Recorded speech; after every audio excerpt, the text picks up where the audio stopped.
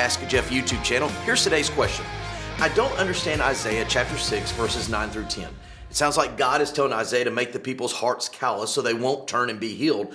But that doesn't make any sense to me. What does it mean? Well, that's a really good question. So let's kind of unpack this for a moment.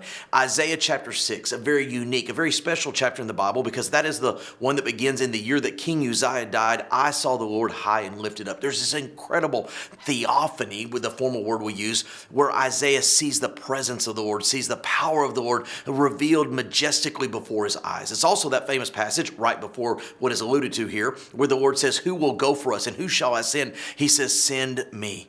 Now, let's pull back out just a moment. Isaiah, the Lord used him to speak to a very rebellious people, to warn them of the judgment to come, what we know as the Babylonian captivity, because of their callousness, because of the rebellion, and because of the rejection of the person and the things of God. What's interesting in this passage is that basically God says, "Who will go for us? Who will send the message?" Isaiah volunteers, and then God decides to give him the details to that which he's already agreed to do. And in those details, he says that when he preaches, their hearts will be made callous. When he preaches, only a tenth or a tithe will turn. Later in chapter 20, he says their hearts are so callous that even though he has no clothing on for 3 years, they still will not pay attention to what he is saying. I think the New Testament parallel is Romans chapter 1, where it talks about that they turn the image of the invisible God into created items such as men and animals and creeping things. And because of this, they left the natural use of the body and they became of a reprobate mind.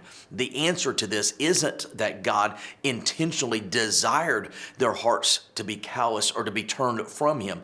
What he was saying is he was revealing to Isaiah that the people's heart are so callous, they're so rebellious, that when he preaches, when he proclaims truth to them, and they reject it, that those hearts are going to become even more callous. They're going to become more hardened.